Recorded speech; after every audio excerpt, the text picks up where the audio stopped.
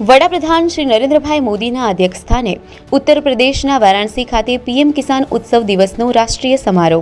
વડાપ્રધાન શ્રીના હસ્તે પીએમ કિસાન સન્માન નિધિ યોજનાનો 20મો હપ્તો રિલીઝ કરાયો. મુખ્યમંત્રી શ્રી ભૂપેન્દ્રભાઈ પટેલની ઉપસ્થિતિમાં ગાંધીનગર ખાતે પીએમ કિસાન ઉત્સવ દિવસની રાજ્યકક્ષાની ઉજવણી. મુખ્યમંત્રી શ્રી ભૂપેન્દ્રભાઈ પટેલના અધ્યક્ષસ્થાને ગાંધીનગરના 61મા સ્થાપના દિવસ તેમજ શહેરી વિકાસ વર્ષ 2025ની ઉજવણીના ભાગરૂપે ગાંધીનગર ખાતે કાર્યક્રમ યોજાયો. મુખ્યમંત્રી શ્રી ભૂપેન્દ્રભાઈ પટેલના વરદ હસ્તે શહેરી વિકાસ વર્ષના ઉજવણીના ભાગરૂપે સુરત ખાતે આયોજિત કાર્યક્રમ અંતર્ગત સુરતવાસીઓને ₹435.45 કરોડના વિવિધ વિકાસ પ્રકલ્પોની ભેટ. સુરત ફ્યુચર સિટી ઓફ વિકસિત ભારત 2047 એક્શન પ્લાનનું વિમોચન.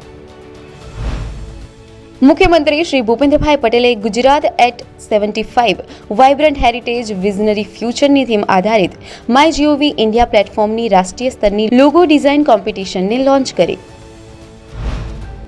ગાંધીનગર ખાતે આયોજિત સંપૂર્ણતા અભિયાન સન્માન સમારોહમાં એસ્પિરેશનલ ડિસ્ટ્રિક્ટ પ્રોગ્રામ અને એસ્પિરેશનલ બ્લોક પ્રોગ્રામમાં સમાવિષ્ટ ગુજરાતના જિલ્લાઓ અને તાલુકાઓની ટીમનું વિકાસના વિવિધ માપદંડોના નિર્ધારિત લક્ષ્યાંકોમાં વિશિષ્ટ સિદ્ધિઓ હાંસલ કરવા બદલ મેડલ્સ અને પ્રમાણપત્ર દ્વારા સન્માન.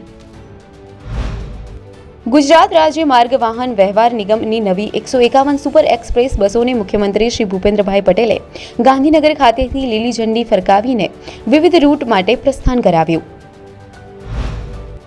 મુખ્યમંત્રી શ્રી ભૂપેન્દ્રભાઈ પટેલની ધી ફ્રી યુથ ડેમોક્રેટિક ઓર્ગેનાઇઝેશનના નેજા તળે ગુજરાત પ્રવાસે આવેલા નેપાળની સંસદના 14 જેટલા યુવા સંસદો અને વિવિધ 8 રાજકીય પક્ષોના અગ્રણીઓએ ગાંધીનગર ખાતે શુભેચ્છા મુલાકાત લીધી. વિકસિત ભારત, વિકસિત ગુજરાત.